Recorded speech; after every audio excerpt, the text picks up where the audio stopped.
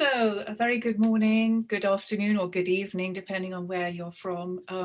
Thank you so much for coming to this session on European open education in higher education. So I've been really inspired by this conference, listening to so many great experiences in libraries across North America. But you know, we're not there yet in Europe, and the European landscape is actually quite complex because we have, depending on the definition of Europe, we have more than 25 countries, many teaching in different languages to English with different educational systems. The costs of education also really differs by country, and also the policy focus in the different European countries can really differ. So be this on education, where open education is a priority or not, but also a lot of the policy focus on open has been on open scholarship over the last years, with many governments prioritizing work on that, and that includes libraries. So that means that we're doing some catching up. There are some great bright lights in Europe doing some great work on open education, but there's still a lot to do. So we initiated a network, a European network of open education librarians a couple of years ago. And to help define where we want to go, we really wanted to find out what's going on in Europe, what are libraries doing in higher education, so that can inform our strategy for the future. So I'm going to tell you about what we know so far from a European survey that we conducted at the end of last year.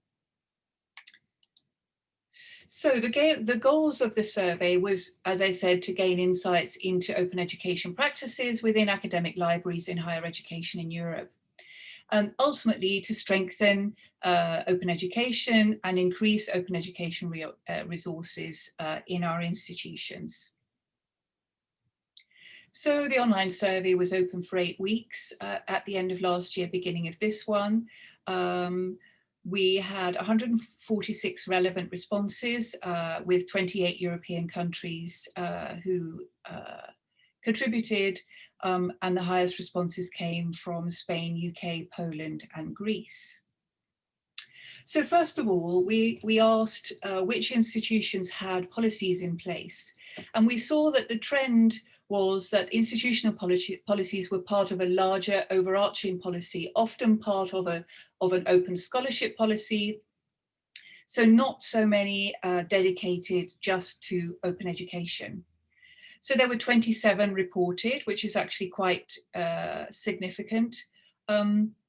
And 11 libraries were actually involved in the conception of those policies. So they're real policy makers and are really showing leadership in developing policy on an institutional level. And libraries were also involved in 3/4 of the policies that were actually standalone open education policies. So what about the organizational context? If you look at how open education is organized in an institution, and often I'm talking about universities here, only 20% had an internal task force with an OE focus. But those that did have those, they had a policy. So usually they were set up to establish a policy and to follow that through. We also wanted to see whether there was a correlation with the number of services and the number of students, and there was.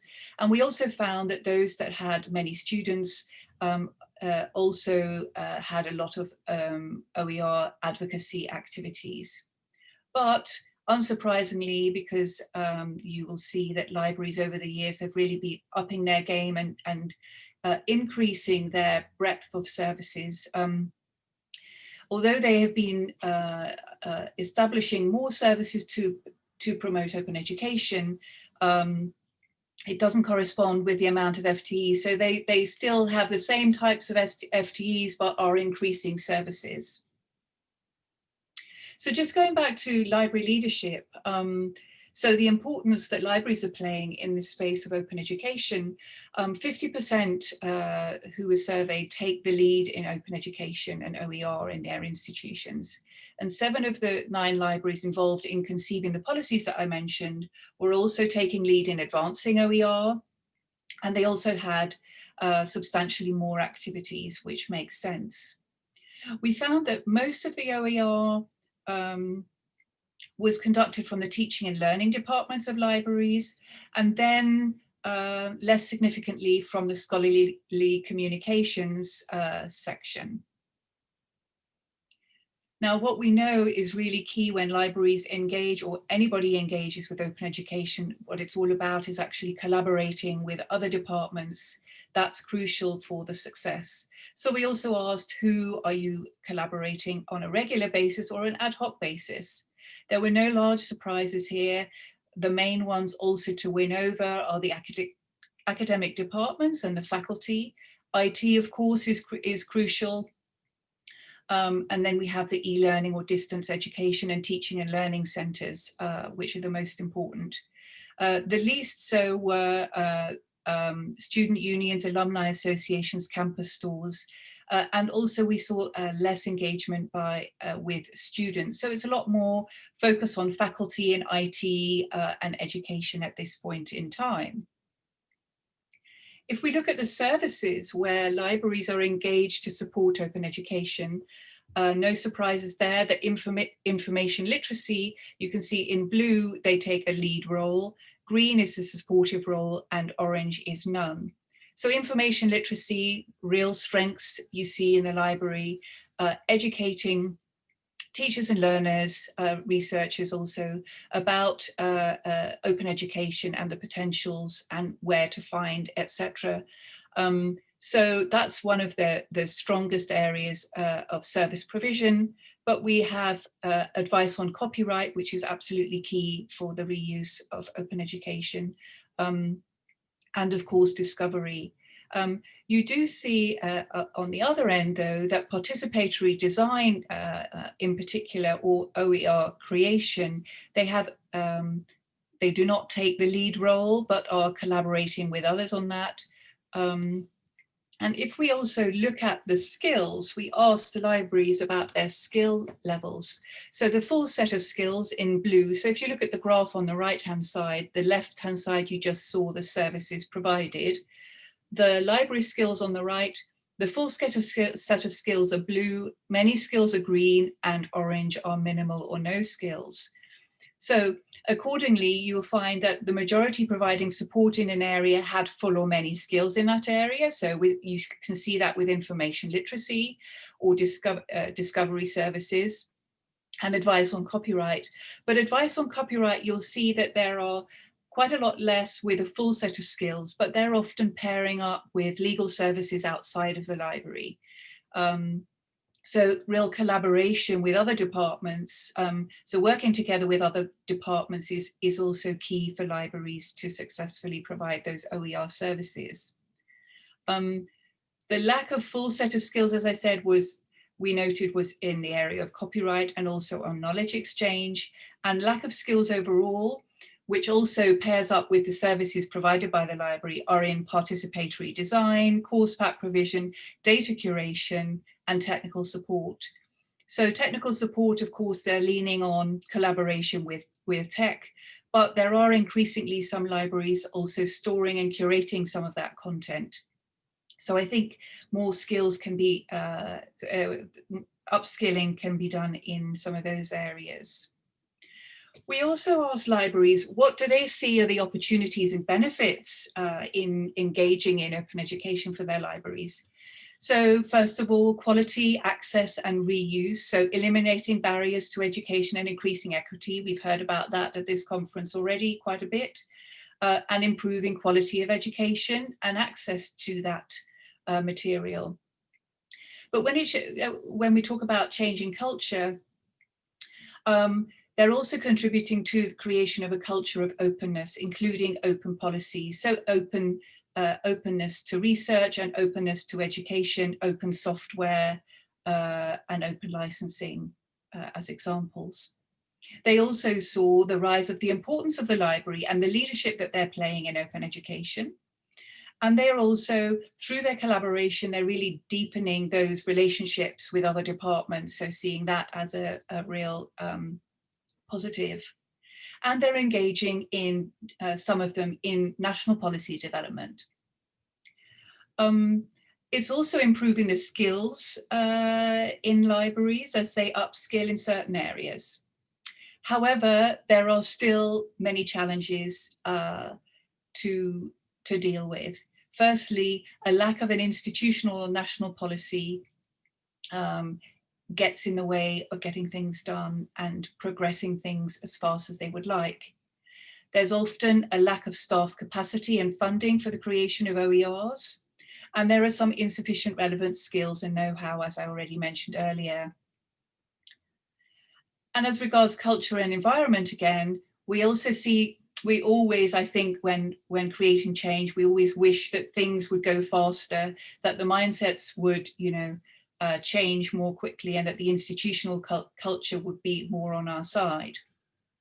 Some also see a lack of institutional leadership or a lack of understanding of the benefits by senior management, and challenges in the ability to influence teaching staff. And I think some are not as aware of the interplay between the professionals in the organisation to successfully provide OER. With quality in access and reuse, copyright and licensing is a barrier to access and reuse, of course.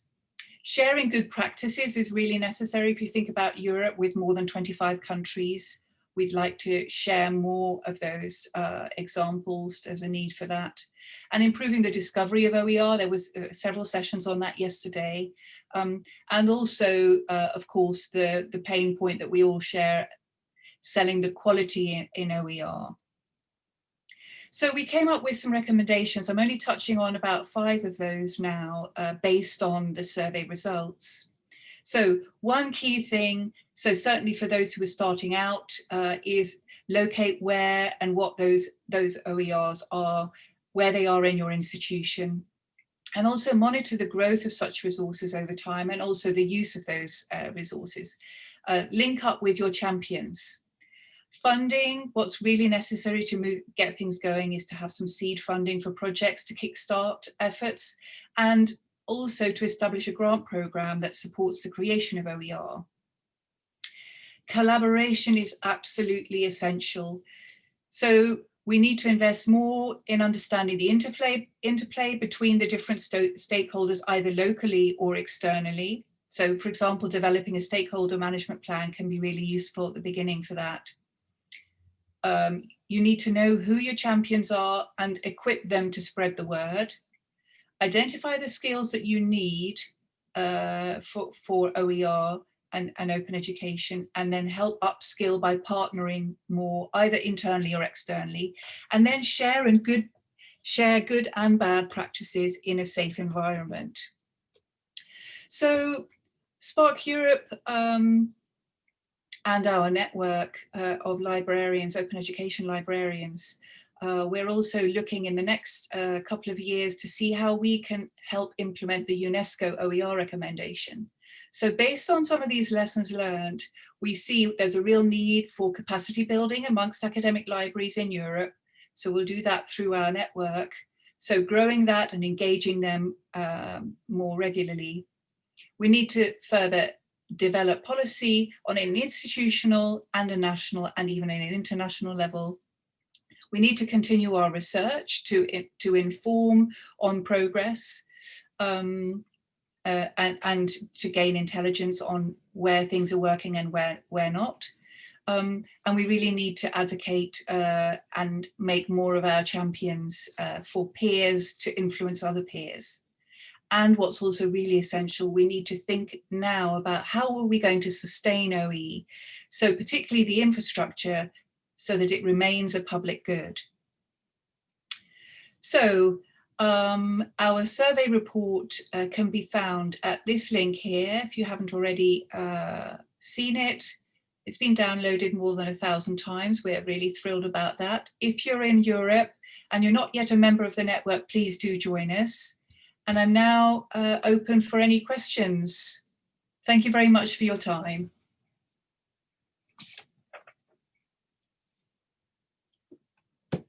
I'll stop screen sharing, I think. Great, we're up to 30 people, that's nice. We have had a couple of questions. The first question was whether or not the slides will be available. I know that some people have been uploading them to the conference website. Yes, I'll be doing that. Okay, for sure. yes. Yes. All right, great. And then Chloe asks, as many OER are in English, do you know much about other OER development in other languages in Europe? Right, we haven't monitored that yet, but we will be we'll be carrying out this survey again, and we absolutely need to ask about the languages because diversity is really essential. So I would love to be able to tell you more about that, but we have members in our network from Spain, France, and other areas. So, you know, if you'd like to know more, I can ask them or put you in touch. So let me know, yes? But that's a really good question. Okay, we have another question from Jody. In your opinion, what does the future hold for development of OE national policies in the EU? Can you repeat it again, please? In your opinion, what does the future hold for development of OE national policies in the EU?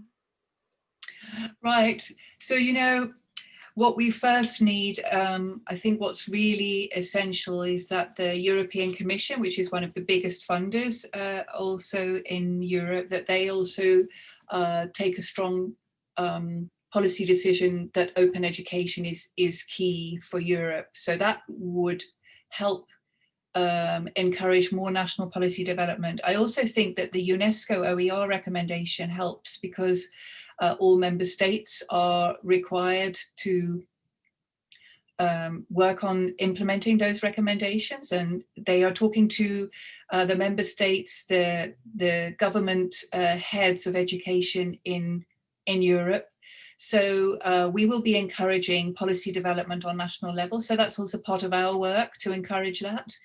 I am quite positive by nature, so I do see a growth in it. We might not necessarily see dedicated open education policies, but if open education is key to an educational policy or revision of those policies, that's fine. But what I also think that is important is that policies come with some budgets, some financial commitments to move things ahead. And that's going to be tough, certainly with COVID. But you know, the pain that we've all felt this year, I do see that there's a lot more potential to bring education online and to then stimulate more policy in that direction. We have another question from Emma. Do you have any knowledge of the Open EDU framework created by the European Commission? An institution just adopted this in our new mission and strategic plan. I've been researching it. I would love to hear if you have any knowledge of how it might be implemented in European higher education institutions. That's the Open EDU framework. Yeah, I need to look back into it again. I need to follow up what they've been doing recently. But we will be, I'm actually hiring also somebody who will be on this full time. So they will be the expert on everything and on the latest soon. But yeah, I mean, there are several initiatives, but they're not in higher education. They're not so prominent. So yeah, but I would be interested, I'll make a note of your name to see how you're working with them to reach your goals. Emma, where are you from, Emma? Can you put it in the chat, perhaps, which organization or country?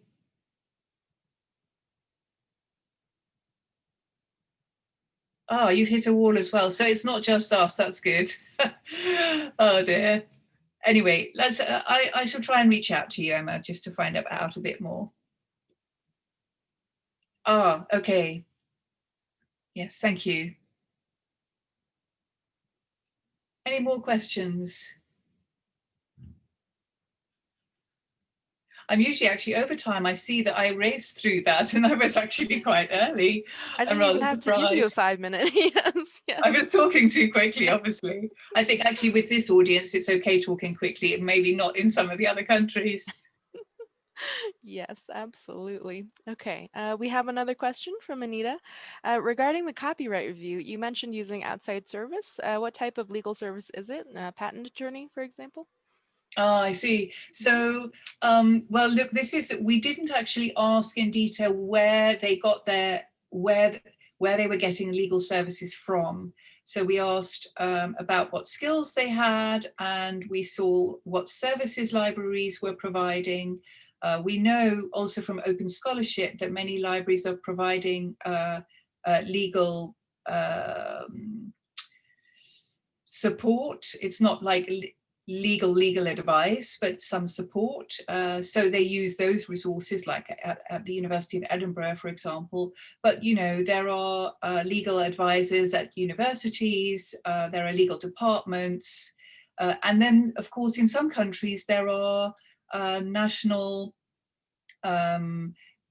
legal. What would you call that in the US? Some kind of help desks. So in some countries they have that, but not necessarily for open education, but they have it more for scholarship. So I would actually, that's something that I'd like to look into to see what kind of support, because we saw also on the skills that the very high level of skills was missing in that area in libraries. So it would be great to know where they're sourcing, exactly your question, to know more about where they're sourcing that legal expertise from. Mm-hmm. As almost a follow-up, Olga asks, when are you planning to do the survey again? Yeah, that's a good one. Well, I'm uh, I'm interviewing. I think many of you know Nicole Allen. So we're looking for a Nicole Allen in Europe, and I'm interviewing for him or her next week. So as soon as we have that person on board, then we can start getting into the planning of things. It could be.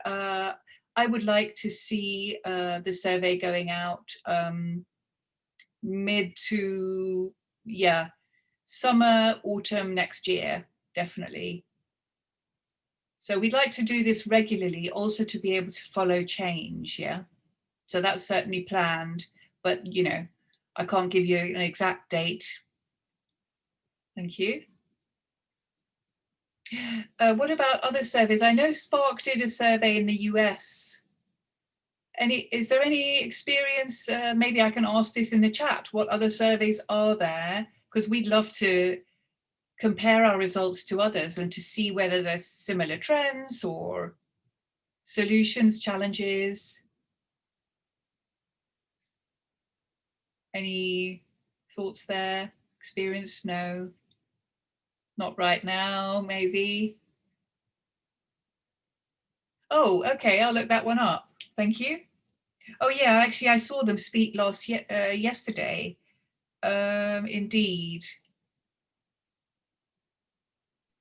So I'll just unmute myself because I know we're almost out of time, Vanessa, but the two that I know of are the Bayview Analytics and oh shoot, the other one just left my head. Sorry, I'll follow up with you. Great. Email or are you on the Discord platform? Am I on the what? The Discord platform that they started for the conference now? I'll find you. It as yet. Yeah. Oh, I know what it was. It was the U.S. Public Interest Research Group, U.S. PIRGs. They do a lot of work on open education. So just if you just Google USPIRG, they have, I believe they had a report come out this past summer on Yes. education in the United States. Yeah, I would love to look into. I can see Anita saying also skill sets, compare the US with or European skill sets with the US would be interesting as well. Sorry, I just jumped on that just in case we were going to end. We are at the end of our official time, so I'll stop the recording, but we do have 15 minutes of informal chat time as well, scheduled basically, so.